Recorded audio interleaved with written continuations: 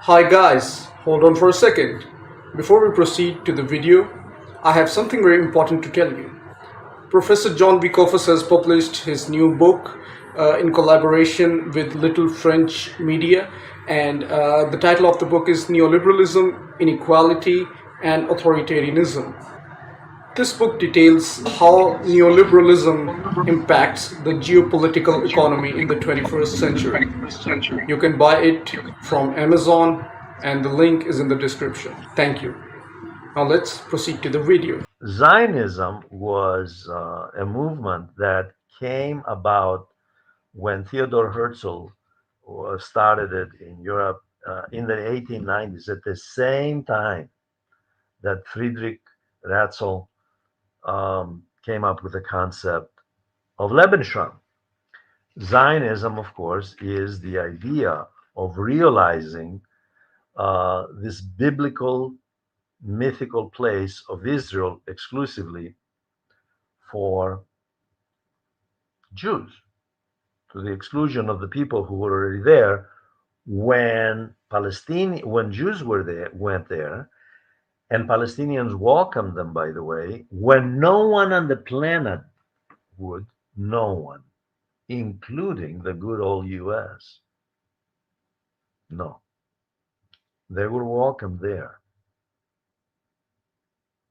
And they turned around, took over through what the international community back in the 1940s called terrorist acts, okay?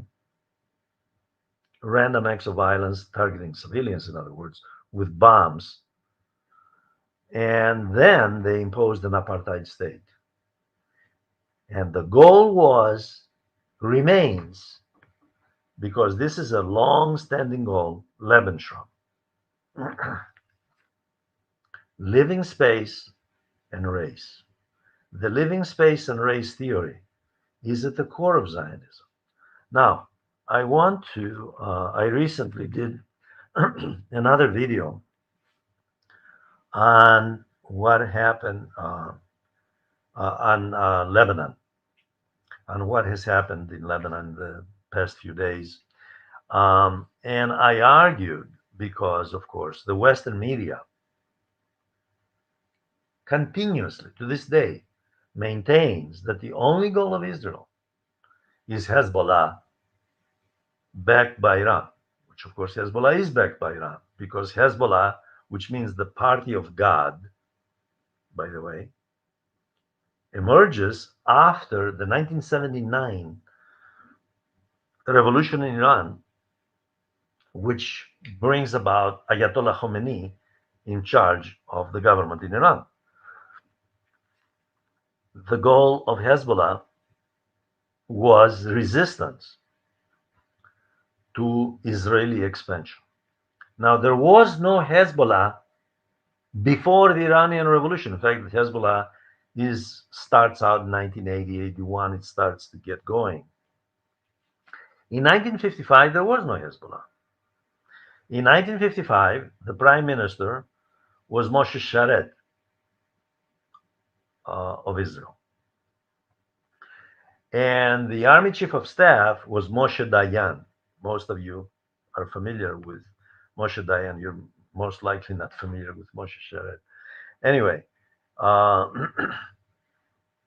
Moshe Sharet in his diary, by the way, 1955, there was no Hezbollah. Okay? In 1955, um, the prime minister kept a diary, and he wrote that Moshe Dayan had proposed a scheme based on Lebensraum principles. Either pay off or somehow co-opt a Lebanese prime minister to be a lackey of Israel, or install a Lebanese junior officer who is also a lackey of Israel, if the first scheme doesn't work, and then annex southern Lebanon and make it part of Israel. The plan was also to annex. This is part of the Greater Israel scheme, which to this day Zionists, by the way, openly discuss. They don't have any problem with this. They talk about it openly. The greater plan was to take chunks of Syria,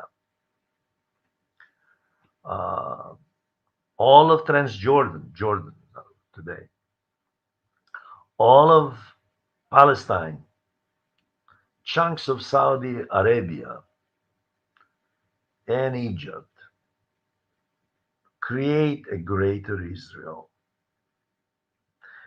And they have no problem